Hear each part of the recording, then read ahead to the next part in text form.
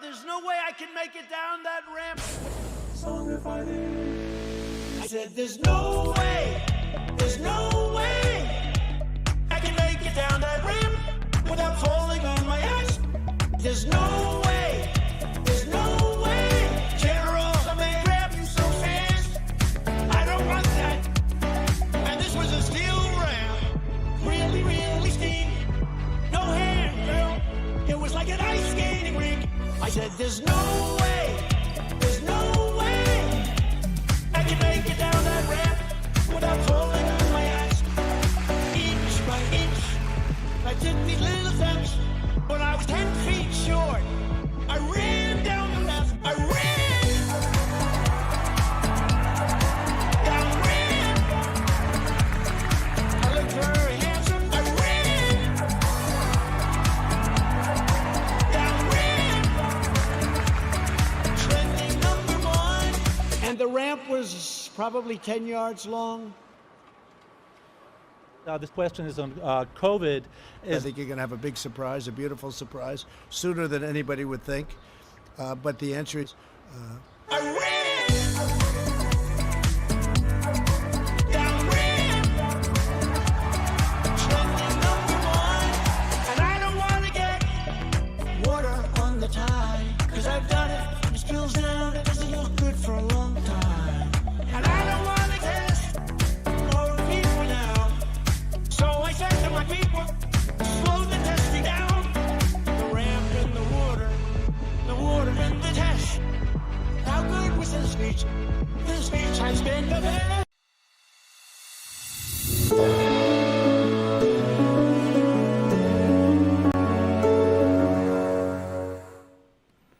Hello, everyone. Welcome to the Chicago Justice Show and podcast. Really appreciate you being here. I'm your host, Tracy Siska. I'm also Executive Director of the Chicago Justice Project. You can find out more about what we do at the Chicago Justice Project at chicagojustice.org. And if you want to get involved in our work with our interns and volunteers doing crowdsourced research projects and a bunch of other things, go to cjpnation.org. We'd love to have you involved. Okay, we're going to go jump in right into our first segment today. And it's a complicated one that in the end I don't understand why it happened.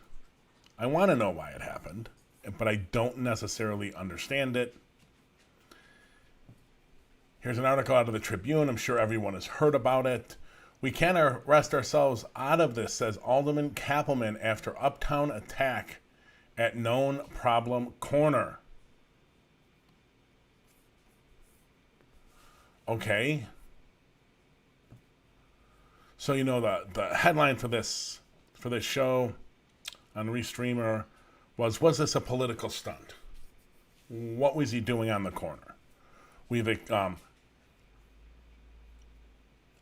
I don't understand what he was doing.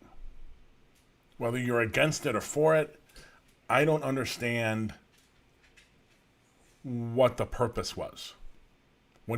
What the long-term strategy was to make change on the corner. This is a problem corner. It's a corner known where these men or several men drink alcohol and do drugs. And that's a problem for the community. It's affecting people walking by. There's all kinds of issues with it. The more alcohol and the more drugs you put in people, pretty much anyone, the less predictable they become. And as I said last show with the alcohol ban, that alcohol ban was put in place to reduce crime and violence. That's why it was put in place. And there is some science to back that up. That said, I don't understand what the outcome was. I don't understand. He cleans up after them when they leave. If he sees them and they're gone and they have garbage cans or things they're sitting on or whatever, he'll go and throw that stuff out. Is that going to dissuade them from going back there? No, I don't understand what he thinks he's doing there. It doesn't make any sense. I don't know what the end game is for that. Is this going to make a difference? I don't think so. And that's where the question becomes, is this a political stunt? Well, wait a minute. Well, if it doesn't have a long-term, if it's not tied to a long-term change in that problem, at that problem corner, then what was the justification for doing it? Now he, like all the other 49 aldermen, are all politicians, right?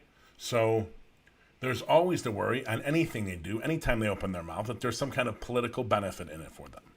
I would say most of the time they open their mouths or do anything or don't do anything, it's for political gain. So you have to question that motive in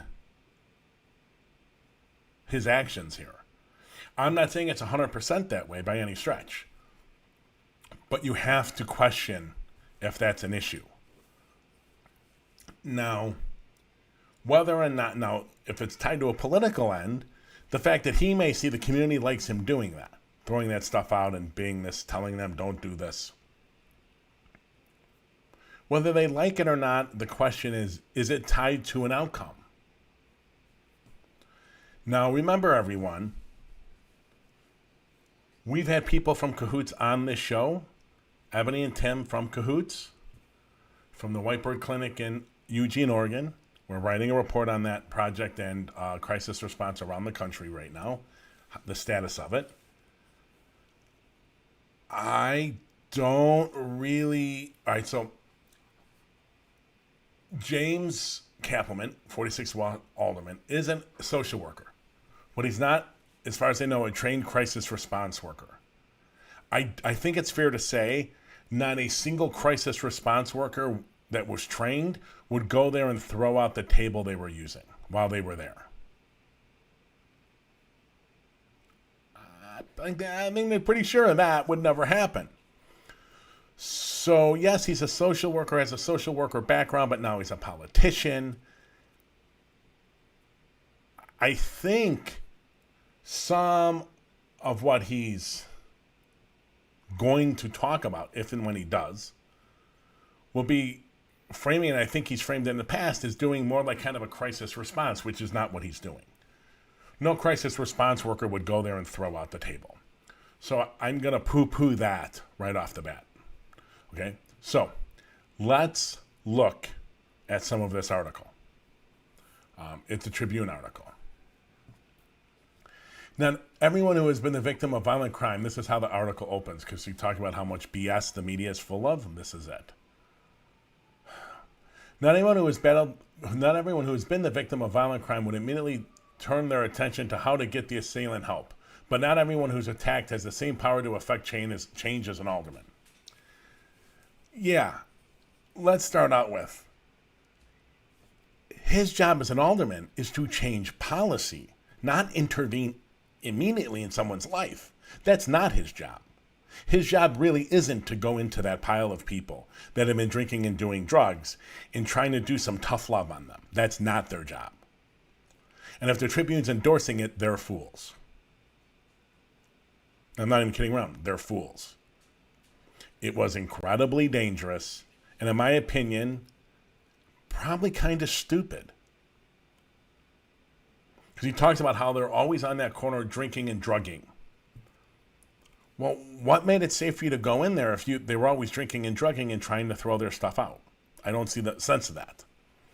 Okay? So yes, he has the power to affect change, but not on an individual basis. He basically has almost no power on that level. Really. He may talk about the way he does, but he really has nothing. What he does is have power to change policy.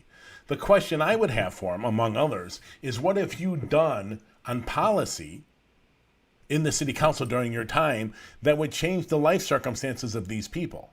Now remember, when he took over Uptown, it had, I think, the largest number of SRO, single resident occupancy hotels, almost like people on the very cusp of being homeless. And all kinds of things related. And those services, SROs have been closing, and there's been all kinds of issues. So I'm not so sure he's done anything on policy. Let's put it this way. Has the city council passed anything in the last 10 or 20 years 30 years, 40 years, but let's just say the last 8 or so Cappleman's been in office. Maybe he's been in office 12 now or something like that. Maybe this is his third term. What have they done to change these people's lives?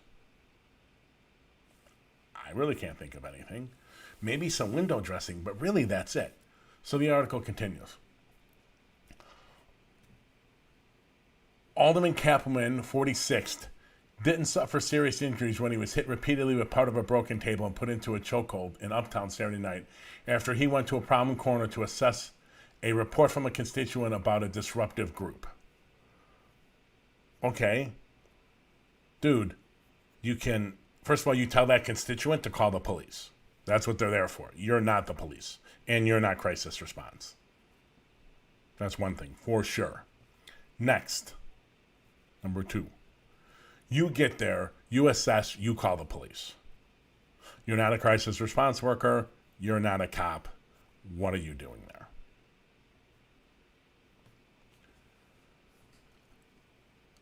I don't know why this interaction happened, and I don't know why.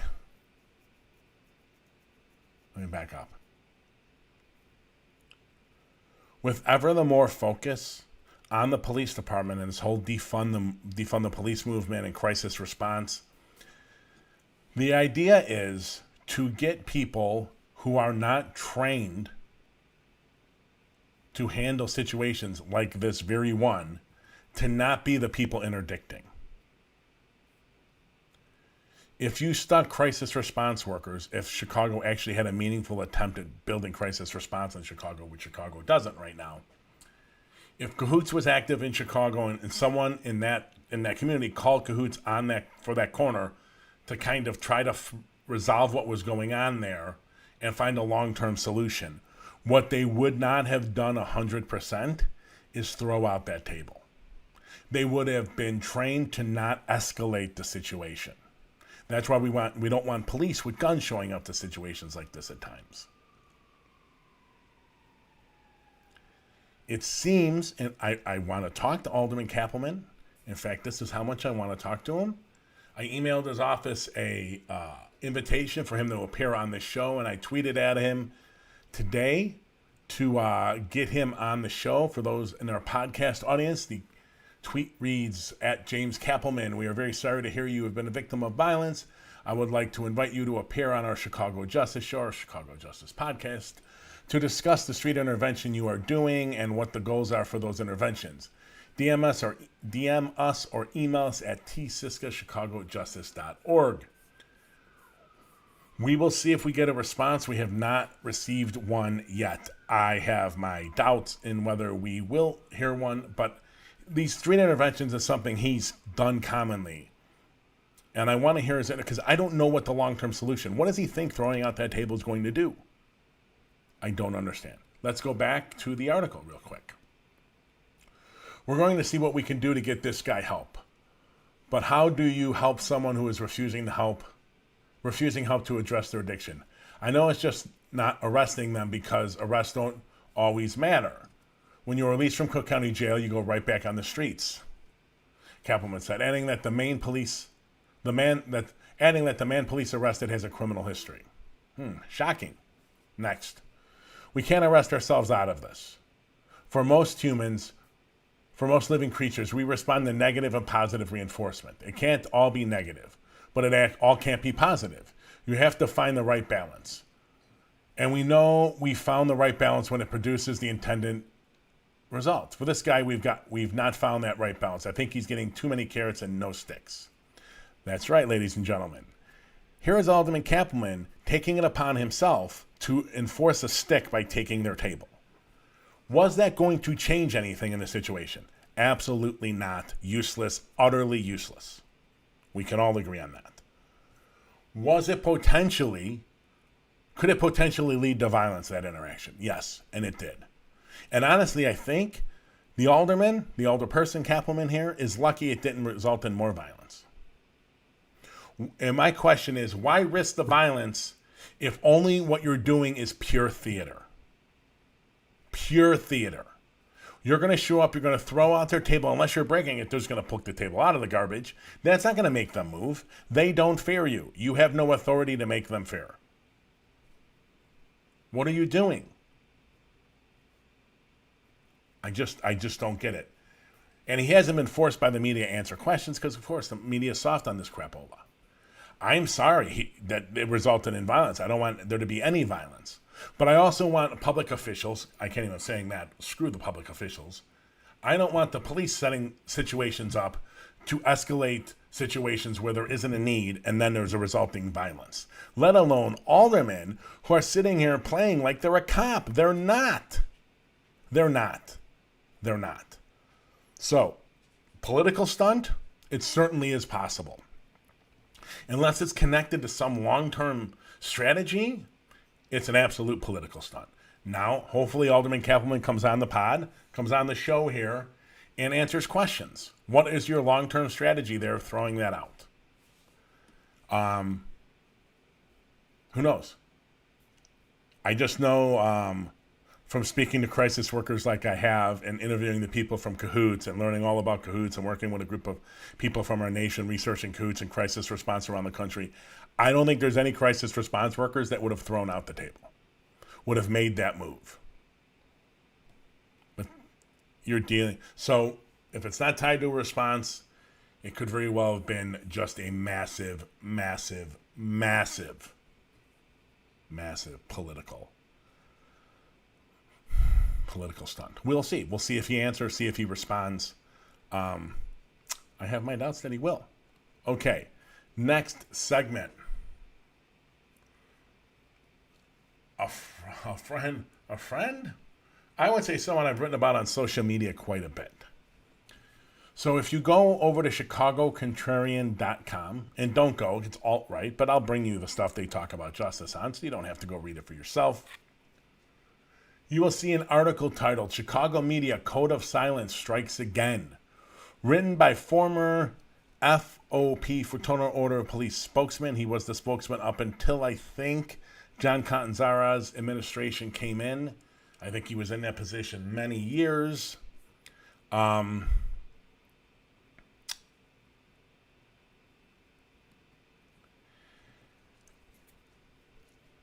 Priebe. He's been dealing in conspiracy theories since forever. One of the largest groups of people in the country of America that believe in conspiracy theories everywhere are cops. That is why there were so many police and prosecutors, police and military, because they're also conspiracy theorists, a mile from where I'm at. I'm in D.C. I'm in the Mount Vernon Square, Mount Vernon Triangle area of D.C. by the convention center. We're about a mile from the Capitol. Martin Priebe predates most of those conspiracy theorists. He thinks everything is a conspiracy. For Martin Priebe, just to give you a little insight into Martin Priebe, he thinks John Burge never tortured a single person. Not a single person. Not a single person. John Burge, who's had umpteen cases reversed in appellate courts and the state Supreme Court, and got found guilty in a criminal trial in the federal courts for lying in interrogatories, part of a federal lawsuit, lying that he never committed torture. And for that conviction, the judge had to find that he had, in fact, committed torture on some suspects. So him saying he never did it was, in fact, a lie. This is who Martin Priebe is. For those that are listening or watching, if you don't know who John Burge is, go to the Chicago Torture Archive at the Chicago Reader. I'm not a big fan of the Reader anymore, but John Conroy's work, one of the best, if not the best journalist in Chicago for a very, very, very long time. Everything he wrote is archived there on Burge, and it's fascinating. So, Mr. Priebe. Here's another one. No, not that one. Here we go. What I'm showing to our podcast audience is Martin Priebe, who wrote a book called Crooked City. That's his image on his Twitter account. He's blocked CJP on Twitter. because he doesn't want any part of us on Twitter. Because, why? Because let me get to part of what he wrote. Let's start examining what he wrote. But just think about this when you're listening. Think that this is basically coming from the perspective of an insurrectionist, someone who stormed the Capitol. It was trying to hunt Pence and all them. This is the type of person who wrote this article, okay? Is a code of silence within Chicago media, particularly the Chicago Tribune, the reason why City Hall just gave $20 million to two men once convicted of murder in 1994? That's right, ladies and gentlemen. The entire Chicago media, for decades, is involved in a massive left-wing conspiracy. Every single member. Every single one. And part of the reasons he's blocked us on Twitter is I used to ask him, do you know when the meetings are for new hires? When they hire new people, where's the indoctrination meeting? And then where's the cult meeting where they all get together and plan to be anti-police? It's a cabal of Chicago media. And basically what this is Preeb and his ilk, and you're seeing this with John Catanzaro, and you're seeing it more and more and more and more cops in Chicago and around the country, they don't like being questioned. Now see, Preeb in that first quote is talking about how City Hall just gave money to two people convicted in murder of 1994. Okay, but it wasn't a good conviction. It was wrong. But see, that's not possible for convictions he thinks is right. But if you look at John Burge and his conviction for lying and perjury, well, I think it was basically lying. I don't think they called it perjury. But in the interrogatory, that was a false conviction. So there are false convictions or wrongful convictions. They're only of cops.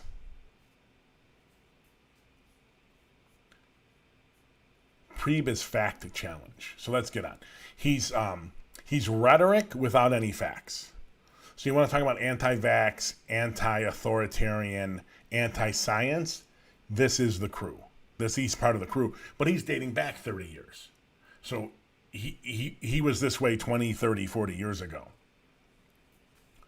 Despite the sensational allegations, the city last week folded on the case and granted Siriano and Montez, two guys abused and set up by Gravetta, who we did an episode on last time, gave them a $20 million payday. How attorneys can go from making such allegations in federal court to a massive settlement 2 years later points in large part to a fundamental pattern and practice of the Chicago Tribune and its federal court reporter, Jason Meisner. If I'm pronouncing that right. Okay. Yes, the city in the court papers ripped these two guys that they ended up giving $20 million to. That happens in every court case where there's a settlement. Every court case, there is fighting going on and disagreeing and all these allegations. And then at some point, the rubber meets the road and you have to be able to prove it. And if you can't and the other side can, you settle. Right? Excuse me. Let's get back to the article. Such admissions from reporters are nothing new in Chicago. For the past 40 years, the Windy City media, led by the Tribune, has engaged in similar activism journalism, working tirelessly and often falsely to create a myth of corruption surrounding the police officer that frees killers through an utterly ludicrous process of bolstering the accusations against the police and remaining silent about counter allegations and evidence. Wander the halls of 26th in California, talking to prosecutors and many judges, and they will tell you quietly the claims against former detective Ronaldo Gravera and his fellow investigators are false. Now, ladies and gentlemen, is there a single fact in anything he said? Anything he wrote there? Spoiler alert, there's not. He's fact challenged. He's got I know it's all symbol. Syndrome. I know it's all a syndrome. Yep, so we're talking about it's a massive cover-up. Government is incompetent, but very competent when it comes to deep state cabals. The media is incompetent, but so incompetent they can get in this 40-year, massive, everyone involved cabal to hate the police. Now, what I don't understand from these people like Preeb, who don't like the police questioned, We live in a democracy. They all hate the government. They all hate anti-gun things. They hate the government. They hate politicians. They're the tip of the spear. The tip of the spear when it comes to government violence. They are it. Why don't they understand that? If they want everyone to distrust the government, then people should be questioning the cops because we distrust them. You're the government, except you have the guns and the license to kill. But you're a white guy. So to them, they must be ultimately trusted. A white conservative guy. White conservative straight guy, I'm going to bet. I have no idea of his sexuality, but I bet you it's straight. Last part of the article. Coughlin now knows, that's the judge a judge involved in past cases, what it's like to be a Chicago cop. Nevertheless, with Coughlin removed from the bench facing a lawsuit in the Serrano case, and now left isolated after being betrayed by the city that has settled in the Serrano case, all judges in Chicago who will stand up for accused police they believe are innocent, a powerful message has been sent, and all officers are reminded once again they are fodder for a media machine at a war against the police. Hold on, we got a couple more. I mean, you got to give them credit for that one. It's all right there in the silence surrounding the federal courts. The beat of reporter Jason Meisner. Yeah, he's leading this deep state cabal against the police. You can't trust government. You can't trust politicians. But goddamn, you can trust the police. You can trust the police.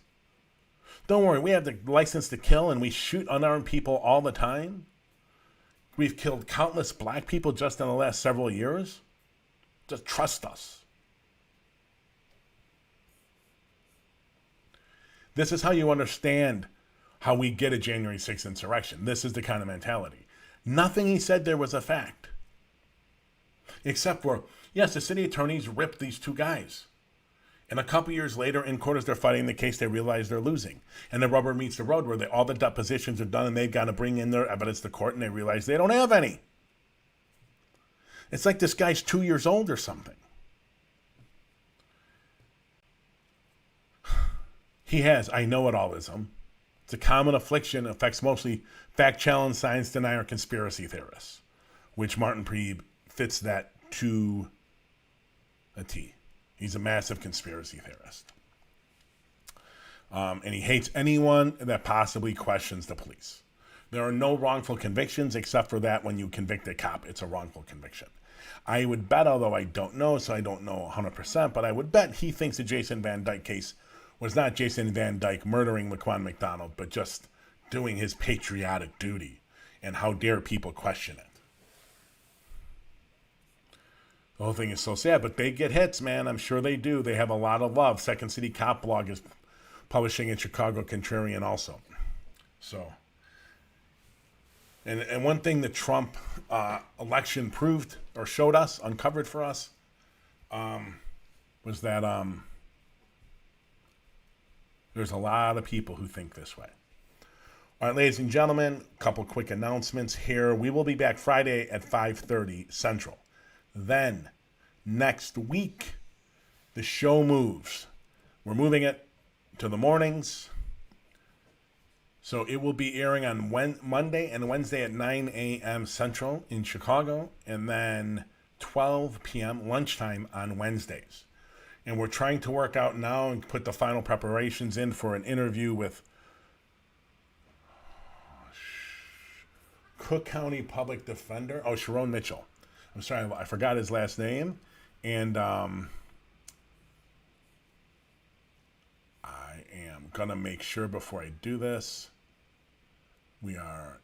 Sharon Mitchell Jr. I am sorry, Cook County Public Defender Mitchell, but I just wanted to make sure I got it right. So we're in communication with Sharon. We're trying to work out the exact date to record. It may get recorded Monday, which means it'll be on Wednesday's show. We're also looking... Anyone wants to email Alderman Cappleman or retweet our tweet, you'll find it on our Twitter page. And let's see if we can get Alderman Cappleman to talk about these interventions he's doing on the street and what the long-term plan of it is and why it's not just exciting more violence then. It's correcting these antisocial behaviors that he thinks are going on in his ward. Okay. Thank you all, everyone. I will see you Friday at 5:30 Central. Have a great rest of your evening.